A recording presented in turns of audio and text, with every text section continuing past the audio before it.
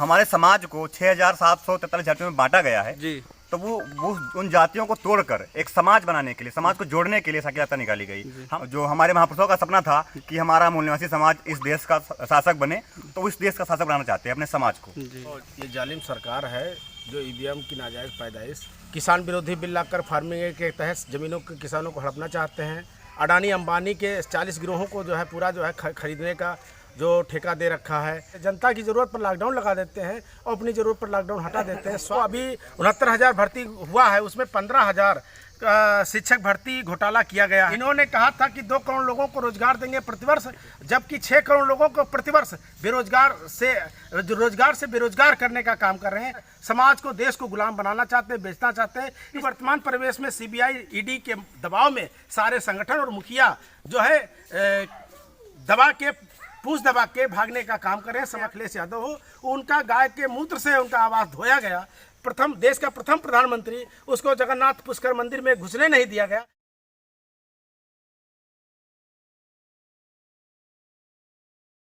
ये बताएं कि ये जो यात्रा आप निकाल रहे हैं, इसका क्या उद्देश्य है? जी, ये यात्रा जो हमारे महापुरुष, हमारे रहबर मानवर कांशीराम साहब ने सबसे पहले समाज को जोड़ने के लिए यात्रा निकाली, साइकिल यात्रा निकाली थी, उसी प्रकार जो हमारे समाज को 6,743 जातियों में बांटा गया है जी। तो वो उन जातियों को तोड़कर एक समाज बनाने के लिए, समाज को जोड़ने के लिए साइकिल यात्रा निकाली गई। हम लोग हर गांव में, हर गली में जाकर जाति तोड़ो समाज जोड़ो आंदोलन चलाएंगे और पूरे जो जातियां बनी हैं, पूरी जातियों को तोड़कर एक समाज, मूल निवासी समाज बनाकर, जो हमारे महापुरुषों का सपना था कि हमारा मूल निवासी समाज इस देश का शासक बने, तो इस देश का शासक बनाना चाहते हैं अपने समाज को। जाति तोड़ो समाज जोड़ो आंदोलन। तो ये यात्रा कहाँ से आरंभ हुई? यात्रा आरंभ, आज की यात्रा तो आरंभ हुई है देवा से। बाकी ये यात्रा पूरे प्रदेश में, पूरे जिले में और जिले के हर ब्लॉक में, 15 ब्लॉक है, 15 ब्लॉक में भीम आर्मी के ब्लॉक अध्यक्ष अपने अपने ब्लॉकों में प्रतिदिन निकाल रहे हैं साइकिल यात्रा। जी जी। इस यात्रा का आप बताएं क्या उद्देश्य है? इस यात्रा का उद्देश्य जो ये जालिम सरकार है जो ईवीएम की नाजायज़ पैदाइश और इसकी सरकार की जो नीतियाँ पहले किसान विरोधी बिल लाकर फार्मिंग के तहत ज़मीनों के किसानों को हड़पना चाहते हैं, और जो भंडारण खाद आवश्यक वस्तु भंडारण अधिनियम को ख़त्म करके अडानी अंबानी के 40 गिरोहों को जो है पूरा जो है खरीदने का जो ठेका दे रखा है। रेल निजीकरण कर रहे हैं, हवाई जहाज़ निजीकरण कर रहे हैं, LIC निजीकरण कर रहे हैं। पेट्रोल इतना महंगा हो गया है और बहुत सारी महंगाई चरम सीमा पर है। जब उनको ज़रूरत होती है तो लॉकडाउन ख़त्म कर देते हैं, जब ज़रूरत नहीं होती है तो लॉकडाउन को लगा देते हैं। जनता की ज़रूरत पर लॉकडाउन लगा देते हैं और अपनी ज़रूरत पर लॉकडाउन हटा देते हैं। स्वास्थ्य सेवाएं बिल्कुल खस्ता हाल हैं। जब कोरोना के काल में सारे लोग त्राही कर रहे हैं, वहाँ पर सरकार अपने जो है अस्पतालों में शटर डाउन करके OPD बंद कर दिया है। प्राइवेट अस्पताल वाले इस तरह से शोषण करते हैं जिसका कोई जवाब नहीं। तो ये सारे काले कारतूतों को, अभी 69,000 भर्ती हुआ है, उसमें 15,000 शिक्षक भर्ती घोटाला किया गया है।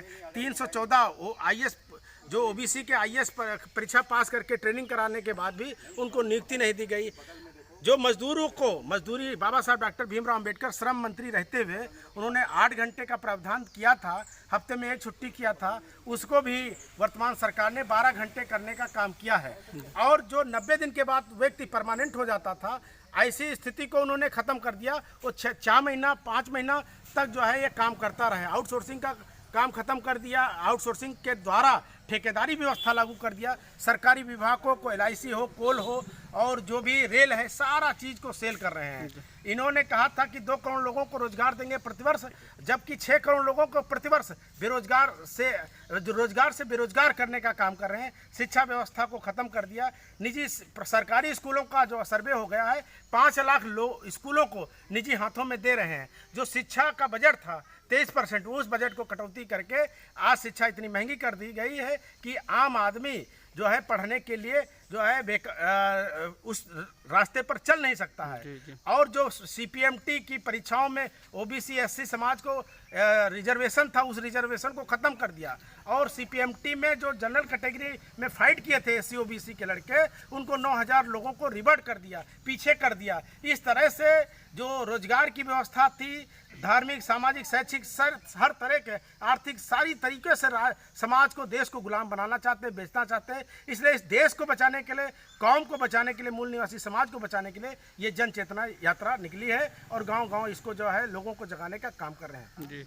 जैसा कि आप जानते हैं कि बहुजन समाज में हजारों संगठन होने के बावजूद आए दिन समाज के ऊपर, बहन बेटियों के ऊपर अत्याचार होता है। सर, आप इस पर क्या कहना चाहेंगे कि बाबा साहब के अंतिम मूल मंत्र थे शिक्षित बनो, संगठित रहो और संघर्ष रहो। क्या हम बाबा साहब के मूल मंत्रों को अपना रहे हैं? बाबा साहब का जो वैल्यूम है, शिक्षित बनो, संघर्ष करो, संगठित रहो।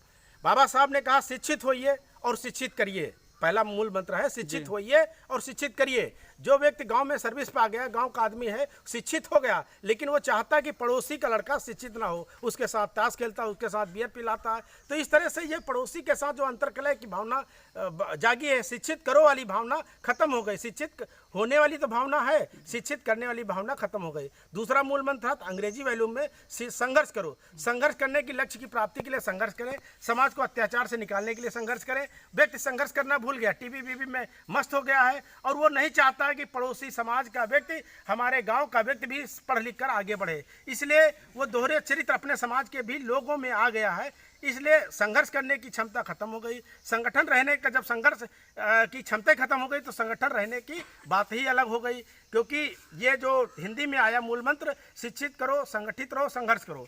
संघर्ष करते करते संगठित होइए। मतलब लक्ष्य की प्राप्ति, किसी को मार झगड़े की नहीं संघर्ष करने, लक्ष्य की प्राप्ति के लिए, अधिकारों को बचाने के लिए संघर्ष करें। जो व्यक्ति नौकर हो गया तो वो सोचता है कि हमारा ही लड़का नौकर हो पाए, वो एक्सीएन होता है, डीएम होता है, अपने लड़के को बाबू चपरासी बना देता है। लेकिन ये नहीं चाहता कि हमारा लड़का जज हो और दूसरे का लड़का भी चपरासी बाबू हो जाए। हमको जो बाबा साहब ने अधिकार दिया था उससे वेतन काट करके हम गरीब बच्चों को पढ़ाएं, ऐसी व्यवस्था नहीं हुई है। इसलिए जो भी संगठन बने हैं, अब तक बहुत सारे संगठनों ने संघर्ष किया, लेकिन वर्तमान परिवेश में सीबीआई ईडी के दबाव में सारे संगठन और मुखिया जो है दबा के, पूछ दबा के भागने का काम कर रहे हैं, समाज को बचाने का काम नहीं कर रहे हैं। चाहे माननीय अखिलेश यादव हो, उनका गाय के मूत्र से उनका आवास धोया गया।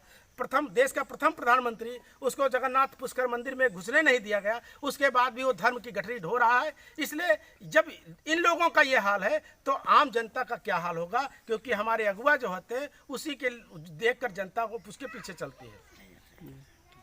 इस यात्रा से क्या बहुजन समाज का क्या भला होगा, क्या हित होगा? इस यात्रा से बहुजन समाज का ये भला होगा कि जो मानवर साहब हम लोग नारा लगाते हैं कि मानवर तेरी नेक कमाई, तूने सोती कौम जगाई। तो जो हमारी कौम, हमारा समाज फिर से सो गया है, तो उसको पुनः जगाने का काम ये साइकिल यात्रा करेगी। गांव गांव जाकर, जो बाबा साहब ने कहा था अधिकार मांगने से नहीं छीनने से मिलते हैं, लेकिन हमारे समाज को अपने अधिकार पता ही नहीं है, तो वो कैसे अधिकार छीनेगा? तो हम लोग गांव गांव जाकर अपने समाज को अपने अधिकार, संवैधानिक बातें बताएंगे, उनको जगाएंगे, उनको समझाएंगे, तो हमारा समाज जागेगा और अपने अधिकारों के लिए लड़ेगा और अपने अधिकार छीनेगा। ये हमारे समाज पर इसका असर पड़ेगा। जी सर, क्या हम इस यात्रा के माध्यम से बहुजन समाज को एकजुट कर पाएंगे? जी, हमारा प्रयास रहेगा, हमारे संगठन का प्रयास रहेगा कि बहुजन समाज को एकजुट करें, लेकिन एकजुट तभी होगा जब वो शिक्षित होगा और समझदार होगा। तो भीम आर्मी का सबसे पहला कदम था, भीम आर्मी की जहाँ से शुरुआत हुई है वो शिक्षा के क्षेत्र से हुई है। भीम आर्मी पाठशालाएं गाँव गाँव खोलकर, तो हम अपने बच्चों को स्कूली ज्ञान के साथ साथ सामाजिक ज्ञान भी दे रहे हैं, ताकि हमारा समाज सामाजिक ज्ञान पढ़े, हमारे महापुरुषों के बारे में जाने और एकजुट हो। और जब एकजुट होगा तब हमारे महापुरुषों का सपना पूरा होगा। जी जी, चलिए सर, बहुत बहुत धन्यवाद। जी, आपको भी बहुत बहुत धन्यवाद।